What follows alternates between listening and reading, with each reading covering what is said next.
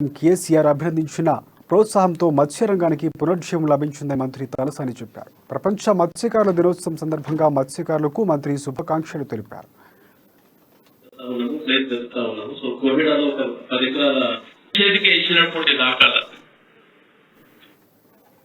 2014 ముందు మత్స్యరంగం ఎలాంటి ఆదరణకు నోచుకోలేదని, పిచ్చి చెట్లు, మురికి కుంపతో చెరువులు పూడుకుపోయాయని తలసాని గుర్తు చేశారు.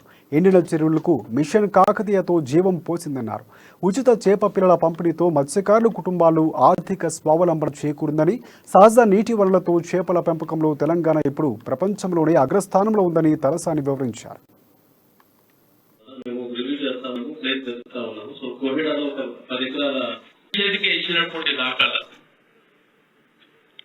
రెండోది ప్రతి సంవత్సరం నేను చెప్తున్నా, దగ్గర క్వాంటిటీ దగ్గర, సైజు దగ్గర, కౌంటింగ్ దగ్గర జాగ్రత్త వహించాలి. ఎవరు దినోత్సవం జరుపుకుంటున్నటువంటి శుభతరుణంలో పెద్దలు చాలా విషయాలు చెప్పారు. నేను మళ్ళా అవే విషయాలు చెప్పదలుచుకోలేదు. అందరూ ఒక మాట మాత్రం నేను అడగదలుచుకున్నా. 2014 ముందే మనందరం పుట్టింది, అంటే తెలంగాణ రాష్ట్రాలు రాకముందే మనందరం పుట్టినాం. బట్ 2014 ముందు మన పరిస్థితి ఏంది, ఈ రోజు పరిస్థితి లేని ఒక్కసారి మనలో ఆలోచన రావాలి. ఒకప్పుడు ఉన్నటువంటి ప్రభుత్వాలు అసలు ఈ రాష్ట్రంలో మత్స్యకారులే లేరన్నట్టు, మనకు వృత్తి లేనట్టు, దురదృష్టం ఏంటంటే ఆ సందర్భంలో మనకు నీళ్లు లేవు, కరెంటు కూడా లేదు. మన గురించి ఆలోచించినటువంటి దాఖలాలు కూడా లేవు. కానీ పెద్దలందరూ మాట్లాడినప్పుడు అంతకు ముందు ఉన్నటువంటి సంపద చెప్పింది. దినోత్సవం జరుపుకుంటున్నటువంటి శుభతరుణంలో పెద్దలు చాలా విషయాలు చెప్పారు.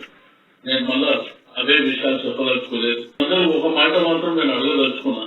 2014 ముందే మనందరం పుట్టింది, అంటే తెలంగాణ రాష్ట్రాలు రాకముందే మనందరం పుట్టినాం.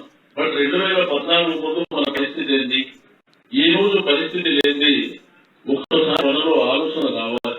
ఒకప్పుడు ఉన్నటువంటి ప్రభుత్వాలు అసలు ఈ రాష్ట్రంలో మత్స్యకారులే లేరన్నట్టు, మనకు వృత్తి లేనట్టు, దురదృష్టం ఏంటంటే ఆ సందర్భంలో మనకు నీళ్లు లేవు, కరెంటు కూడా లేదు. కానీ మన గురించి ఆలోచించినటువంటి దాఖలాలు కూడా లేవు. కానీ పెద్దలందరూ మాట్లాడినప్పుడు అంతకు ముందు ఉన్నటువంటి సంపద